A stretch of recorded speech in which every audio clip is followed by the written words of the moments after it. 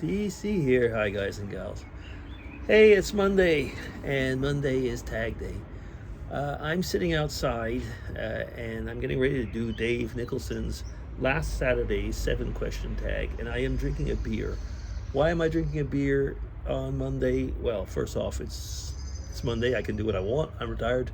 No, but I just finished mowing my lawn. Yeah, mowing my lawn for the first time. You might actually hear Mrs. DC in the background. She's still doing some gardening.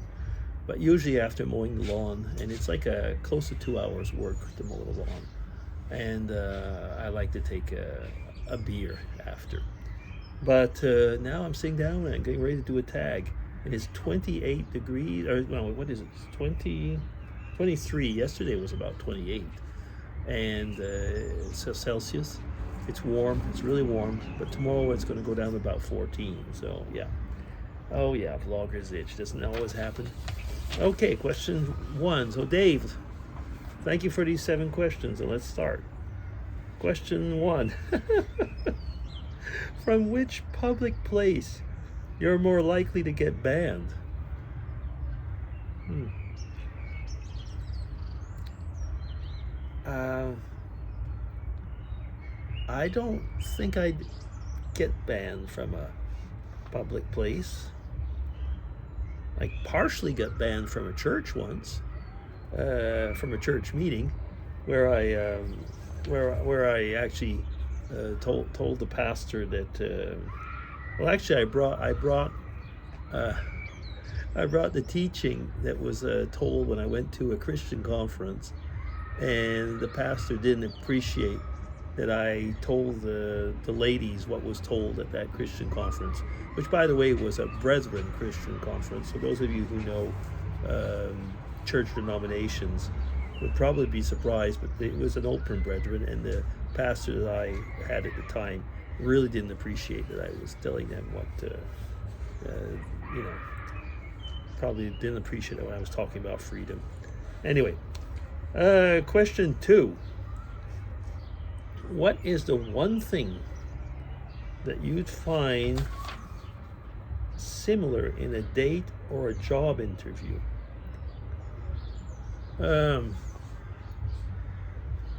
Well, actually, in both of them, if you've ever done them, and I've done more job interviews than dates, put it that way, but there's always a little bit of small talk in the beginning, and the small talk is usually to get to know about the person in different situations. Now, by the way, there's a big difference if you're doing a job interview in Europe, like Switzerland, for example, in Switzerland, or if you're doing a job interview in, let's say, England or America.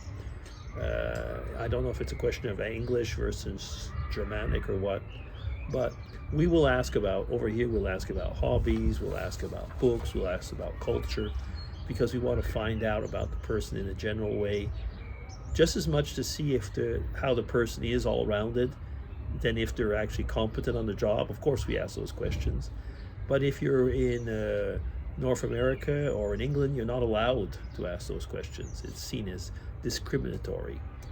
And I remember doing job training in a big pharma company I used to work for, and the Europeans more or less revolted against the no, it was an English teacher, an English and American teacher, where we said, we're sorry, but your hocus pocus jumbo doesn't work here. That's not how it's done, and we just won't do it your way. Anyway, so that's the difference. And as far as the date goes, I guess it's a question of those first questions about how you are. Very often, there's questions about they kind of probing, what are your strengths, your weaknesses, your desires, and stuff like that. Question 3, moving on. If you had to throw away any one of these, which one would you throw? Love, money, or health? Well, you know what? I've heard 1 or 2 people answer, and they said love. I would not throw away love. I think that, you can, if you are loved, you can get through a lot of things. If you're not, it makes things worse. It's very difficult to get by without either money or health. So it's very difficult to choose between those. So if you had to choose one of them, In today's world, I'm gonna say money, but it's a toss-up between money and health. But of course, if I had no health, I couldn't do anything even if I had money. And if I didn't have any money, but I had health and love, I could probably get by somehow. Yeah, so we'll leave it at that. Now, having said that, I don't think that any of those three would be easy to get rid of. Question 4. On a lazy weekend afternoon when it's raining outside, what movie or TV show would you like to watch? Lately, Mrs. DC has been watching a show which we actually quite enjoy. I think it's called Death in Paradise. And there's probably up to 13 seasons. And every now and then I watch it. She's watched all of them, but I haven't. But there's an Irish detective on a series of seasons, which I really like. And it passes in the Caribbean. And yeah, I'd probably do that. It probably would be that. Yeah. Question 5. Do you believe in the existence of aliens? Oh, goodness. Not one of those. I suppose they could exist. It's a question of. I know what you're going to. Some of you are going to say, "Oh, it's not possible." To contrary, well, actually, it is. It's sometimes I almost think it's a faith question. Are we meant to be alone in the universe? Well, we aren't. But it's how things have been planned from God, actually, and. If he wanted aliens, there'll be aliens. I mean, if you look at all the conditions for life on Earth, it's incredible. And I'm certain that if necessary, those conditions can be repeated.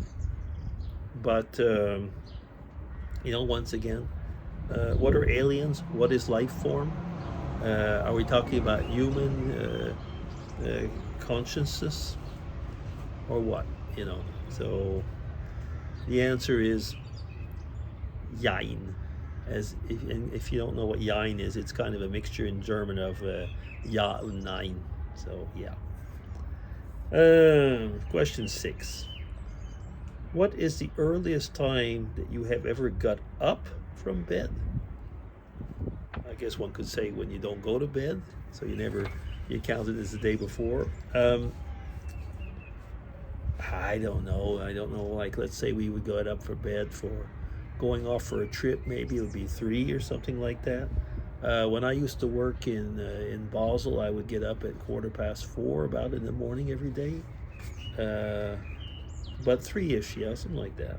Yeah. Question 7 and last. Imagine you can be part of any fictional story, be it a book, a movie, or a web drama. Which one would it be for you? Any fictional story.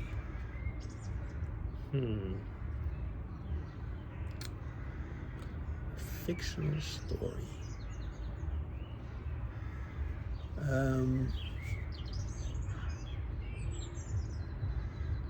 When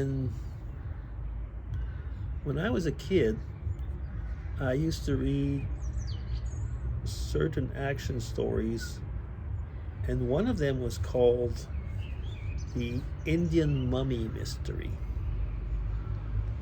And it was in the USA. I don't remember now if it was in Nevada or where it was exactly. But there was things that went on where they would discover basically archaeological findings of we could say I was going to say pre-Hispanic because I can't remember where is it pre-Columbian? I don't know, pre-Hispanic. You know what I mean? Actually, before Columbus. There's a term for that right now. It's just not coming to me. And in that story, I mean, they were discovering the mummies and stuff like that in the caves and all that, and that's what got me really fascinated at the time with the Grand Canyon and around there. So it's a fictional story, but there was like the young one of the young boys actually that discovered that and found it was really fun and really interesting. And another story when I was a kid that we liked very much was well, actually it was Tom Sawyer. It's one of the first books. These are like probably the two first books I read. There was the Tom Sawyer, and I think I'd probably rather be Huckleberry Finn than Tom Sawyer, but something like that probably. Yeah, I guess it's. I hadn't really thought of something like that before. Yeah. So that's it. Those are 7 questions. So that'll be DC signing off. Take care, everybody. Thank you, Dave, again for 7 up to a certain point challenging questions. Yeah. Okay. Take care, everybody. Have a good week.